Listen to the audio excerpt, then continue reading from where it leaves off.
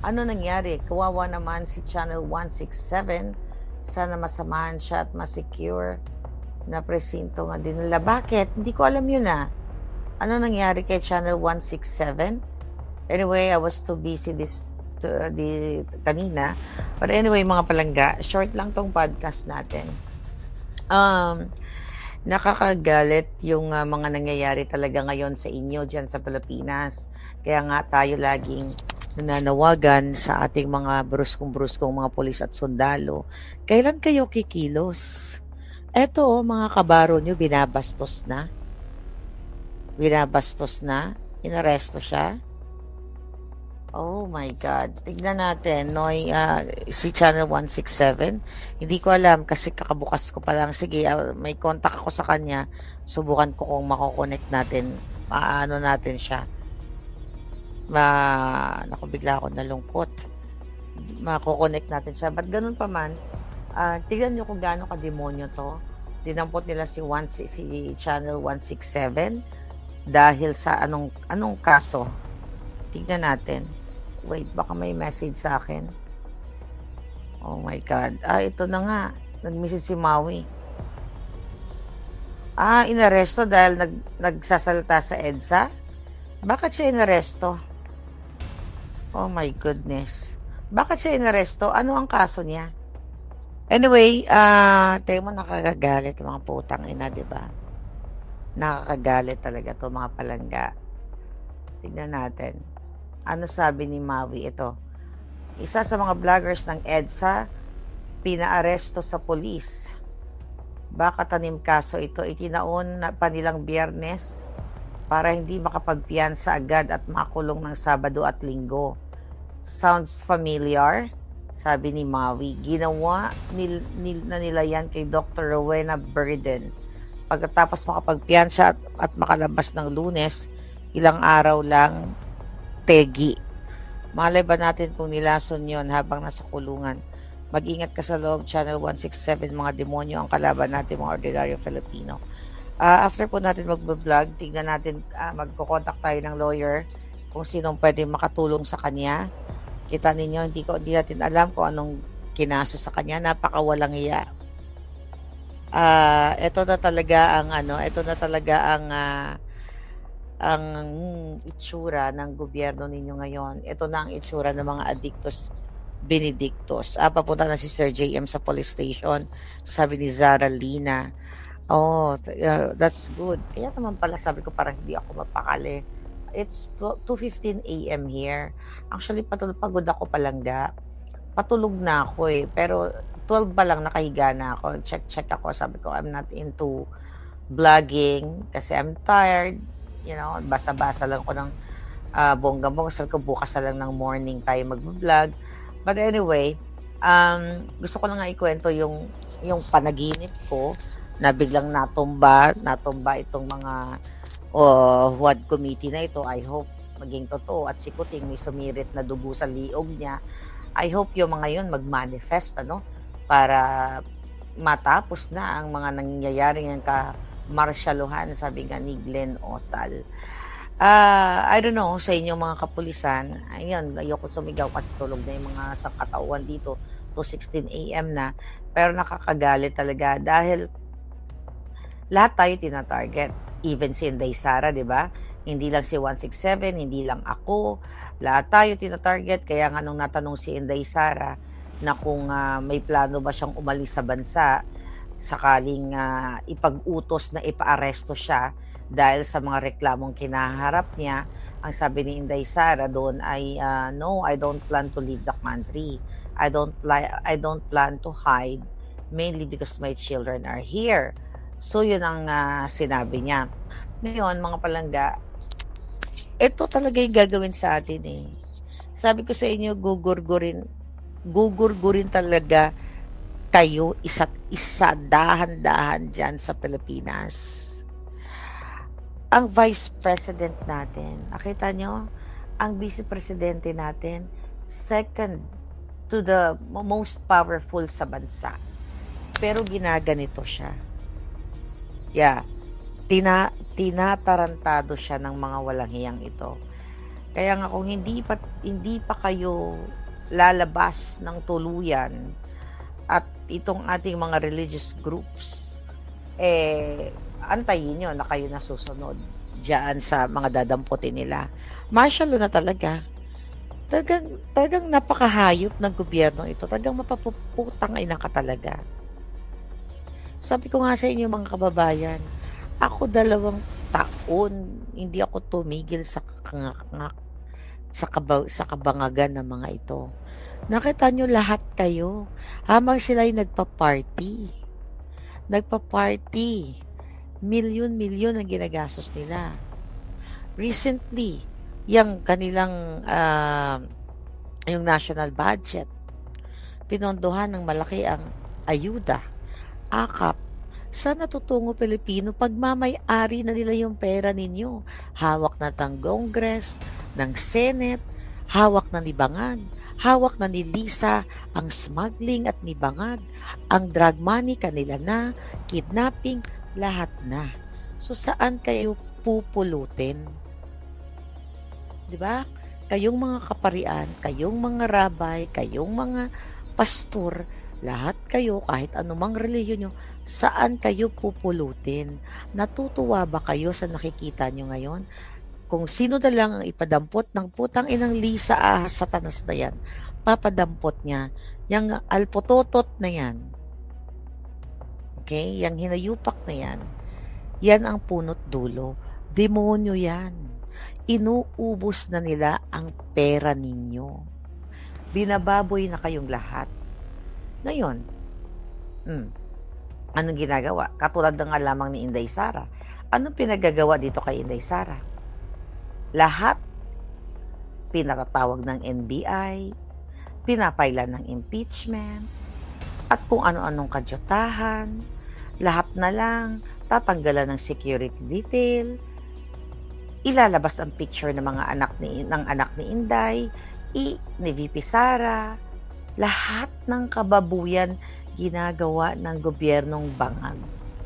'Di ba? Kaya nga nakakatuwa dito si Congressman Marcoleta na nagrepresenta na aabogaduhan niya si Inday. My God, mga palangga, saan kayo pupulutin? 'Di ba? Ganito kademonyo itong si Lisa Satanas, samantala yung mga amiga ni Lisa Satanas, yung halos lahat ng mga nakadikit sa kanya na mga oligarkiya, mga negosyante, finifix nila ang taxes. Lahat halos, I'm telling you, na nakadikit na mga negosyante sa bangag na gobyerno, may tax evasion yan. Kaya pumapaligid kay Bangag, lalo na kay Lisa. Dahil ulit-ulitin ko, fixer si Lisa, pusher fixer, yang taxes nila. Kaya mananagot lahat yang mga yan. Pagdating ng panahon, kayong mga negosyante na sumisip-sip kay Lisa Satanas, hahalughugin lahat yung mga hindi nyo pagbayad ng tax, ng tamang buwis sa panahon ngayon. Matutulad kayo kay Lucio Tan na tinakot lang, sinindak, sinabihan lang ni Pangulong Duterte na tutuliin kapag hindi nagbayad na. 'Di ba? Yes. Hindi po ito recorded. Gising na gising ang aking alindog. Yes, sila mismo may tax evasion case. Sabi ni Rosana de Rosario, ayun na nga demonyo na tong gobyerno. Hindi ba talaga kayo kikilos? O pababayaan nyo lang martial law na sa Pilipinas?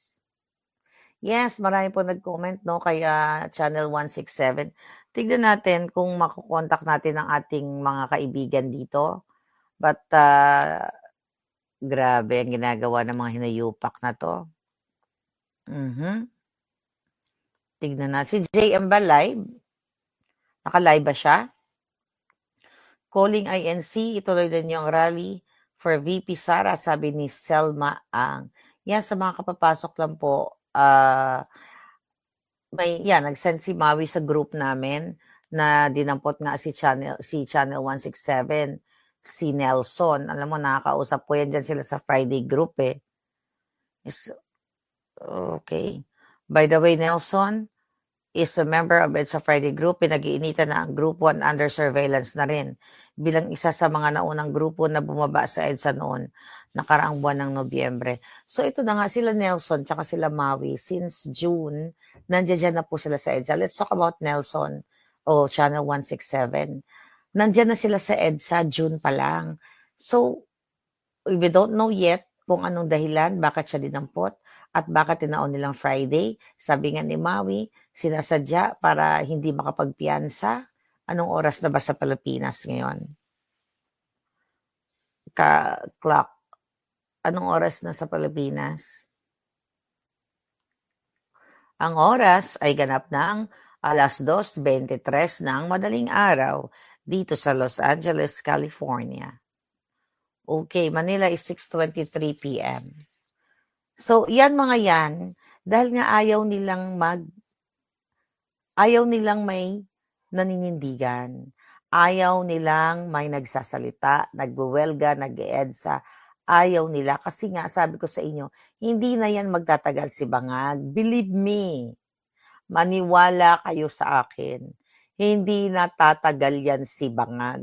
Lalo na ngayon, sunod-sunod ang aking panaginip. May sumirit na dugo sa liig niya. Hindi ko alam kung tinusok siya or ginorgor. Basta nakita ko siya sa panaginip ko. Tapos biglang nakita ko yung mga huwad committee na natumbahan lahat. I hope mag-manifest lahat yon mga palangga. 1 hour ago, may post si Channel 167. Oo, anong sabi ni Channel 167? Okay. Tignan natin ang post ni Channel 167. Be kind daw, Julul. Oo, tignan mo. Kasi very critical tignan mo si Nelson, hindi naman ganun kadami yung following niya. Nagsisimula pa lang to, meron siyang 10,000 followers. Okay, 3 hours ago, nag-post siya ng Itchuserang Philstar to. Para naman kahapon lang kami ipinanganak. Alright, bakit ano ba yung post ng Philstar? PNP Command Conference, not a loyalty check. Ano to? Okay. Anyway, yes, 3 hours ago, sobrang active si Channel 167 at talagang sobrang active siya. May pinost siya, be kind daw o ito yung post ni Small Loudin kasama si Butod. Actually nilock ni Laude yung kanyang yung kanyang Facebook page dahil sa daming basher ni Lisa Tanas Bangag. O sabi nga ni Small, guys, please let's refrain from posting negative comments. This evening is for a good cause. Let's be kind. Di ba kilala si Small Laude sa no bashing? In fairness, na-meet ko yan, di ba? Na-invite ako dyan sa bahay ng ate niya. But anyway, nagulat siya ngayon dahil wala naman sigurong ganong kadami nagbabash sa kanya. Tapos nung pinost si Lisa Tanas, damakmak na yung bashing sa kanya. Alright. Ano daw? Sabi ni Annalisa, baka sinampulan lang ang mga vloggers para matakot ang lahat, Miss Maharlika. Yan na nga yung intention nila, Annalisa. The reason why, okay, the reason why ganyan, hindi pa lang natin alam kung anong dahilan na bakit siya dinampot. Wala pa tayo nakakausap. Sabi ni Sheila, Miss Marlica, nakita niyo na ba yung interpretation ni Attorney Nick niyo sa dream? Gusto nga po niya sana mag-guest kayo or vice versa. Darating tayo dyan mga palangga. Oo. I hope talagang mag-manifest yung dream na yan. Kailan ba, Madam, ilalabas ang video? Sabi ni Bling. Okay, darating tayo dyan, Bling. Okay, hindi ako maglalabas. Malam si Inday Sara maglalabas. Di ba si Inday Sara may video ng bribery? Kaya sabi ko sa inyo, tatagal yung mga yan. Manalig lang kayo. Matatapos din ang kalbaryo ninyo sa mga demonyong mga Satanas. Wala na ba tayong karapatang magsalita? Sabi ni Midori Ringo. May karapatan tayong magsalita palangga, kaso ang ginagawa sa atin, pinipigil tayo. Ang ginagawa sa atin, tinatakot tayo, sinisindak tayo, kinakasuhan tayo. Papasaan ba't matatapos din tong kalbaryo natin sa mga bangag? Tamad na nagtatrabaho sa gobyerno ngayon kasi mga zombies na. Sabi the M's, Cherry Wanderer. Hello Palangga, how are you? Sapagkat dadali ng Diyos ang bawat gawa sa kahatulan, pating bawat kubling bagay, sabi ni Dran Rebrakan. Yes, nasa tao ang gawa, nasa Diyos ang awa. Kapag inadya ng Diyos, mangyayari ang mga dapat mangyari. Kaya huwag kayong mag-alala, pero dapat kayong kumilos. Dahil sabi ko nga, pag nag-manifest lahat ng aking panaginip, kakabog lahat yan sa banga. Alright? Hi, Prada Lucio. Magandang araw, Pilipinas. Papalangging-ging. Yes. Yeah. December 21. May pasasalamat. Ayan, ang bilis. Manalig lang tayo. Hindi pwede magwagi ang mga devils, sabi ni Day Demiles. December 21, may pasasalamat ang INC pagkatapos daw, sabi ni Amelia Cruzada. Ang problema lang, madam, hawak nila lahat ang resources, sabi ni Chris Roa. Well, you know what, Chris? Kahit hawak nila lahat ang resources, sabi ko nga, kapag inadya ng Diyos ang mga dapat iadya, then makakalaya kayo sa mga bangag. Pero mananawagan pa rin tayo sa ating mga military at mga kapulisan. Tignan nyo, katulad na lang yung kabaro nila na si Wilkins Villanueva, sinigaw-sigawan. Diba, ang tingin, imagine yung nag-aral yung mga yan. Mga PMA year na tinatawag, bago ka makapasok sa PMA or sa kahit sa PMMA nga lang, di ba? Bago ka makapasok diyan, talagang dadaan ka sa malupit na training, then babasusin ka lang ng ganyan, unless kung kawatan ka, kung katulad ka ni Trillanes, na traidor taksil, di ba? Na hindi ka respeto. Pero ano ba background ni Wilkins? Doon na lang po tayo, wag na tayong lumayo. Di ba? During Bangag administration, ni-retain pa siya. Pero nung nahuli niya yung anak ni Remulla na nag-import ng kush, ng damo, niligwak kagad siya. So doon mo makikita, tinanggal kagad siya ni Lisa Tanas at ni Bangag. So doon mo makikita na talagang ang gobyerno ninyo ay ayaw nila ng PIDEA chief na nagtatrabaho ng maayos. Hinuli yung nag-import ng Mary Jane, tapos bigla siyang tinanggal. It's the same thing yung ginawa doon sa mga PIDEA agents na humuli dito kay, sino yon, yung Mark Anthony Sayarot, yung nahuling yon na may pagawaan ng manufacturing ng favorite ni Bangag, ng shab-shab. At 2 bahay pa dyan sa Alabang. Nasa akin nga lahat ng dokumento niyan address ID ng mga taong sangkot. Ano nangyari dyan?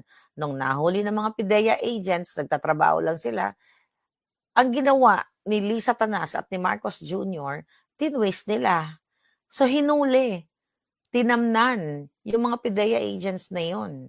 Tinamnan ng shab-shab mismo sa loob ng opisina nila. Kaya nga sabi ko, meron bang PIDEA agents na matino na magdadala ng kanilang mga itinitinda or tinitira na mga shab-shab sa loob ng kanilang opisina? So yun yung mga humuli kay Sayarot. Kasi nga si Sayarot ay naging nakasama ni Satanas at ni Bangag nung time na pumunta sila sa New York. 'Di ba? Remember that? Kahit nasa Alapaap sila, nasa eroplano si Bangag at si Lisa Tanas, tumitira sila ng pulburon. So no wonder na si Sayarot ay naabsuelto. Naabsuelto yun kasi kabarkada ni Bangag. So yun mga palangga. Ay nako, I've been talking about this issue, this talamak na issue sa Pilipinas for more than 2 years. And I hope ay talagang tuluyan na kayong magising at, manindigan. Hi, June Munda Villanueva, how are you? Hinuli pa ang vlogger na si 167. Yes nga, palangga. Sige, mabuting pulis si General Villanueva, pinagkatiwalaan ni PRRD yan, kaya in-appoint niya ng PIDEA chief. Ayun na nga, nakita ninyo, wala ng kapag nagsumagot ka sa Huwad Committee, kahit anong isagot mo, 'pag hindi nila nagustuhan, iko-contempt ka nila. Anong nangyari kay Sari Roque, kay Attorney Zulaika Lopez, eto ngayon kay Colonel Grijaldo, lahat kino-contempt nila. At ang kapal ng mukha ng mga nagko-contempt na pakiramdam nila sila ang hari, sila ang husgado, sila ang makapangyarihan. Kaya nga mag-expect kayo 'pag nag-manifest yung panaginip ko, soon baka ratratin niya mga buwaka ng inang yan. Baka hindi nasisikatan ng araw yung mga jutang ginimis na yan. Tandaan niyo 'tong bunganga ko, dahil itong nganga bells ko masyado yang matalinaga. Karamihan, majority sa mga sinasabi ko nagma-manifest, hindi lang ang panaginip ko. At dun sa panaginip ko, na tunumba lahat sila at na tumalsik ang dugo sa liig ni Bangag. Antay-antayin niyo, baka bukas makalawa, sumirit na lahat yang mga yan. Oh, 'di ba? Di tapos na. Ba't ganun pa man? Yun lang. I said this is gonna be a short podcast. I will do this once in a while kapag ngarag. As in, wala akong energy talaga pumunta sa aking studio. So right now, nakahiga ako sa waterbed with matching coffee, di ba, bago matulog. And I'm talking to you. And sige, tawagan natin, i-follow up ko kung anong nangyari kay Nelson, kay Channel 167. Babalitaan ko kayo later o bukas kapag meron akong balita. Muli, mula dito sa Bulwagang Pambalitaan ni Palangga Maharlika, signing off. I love you guys.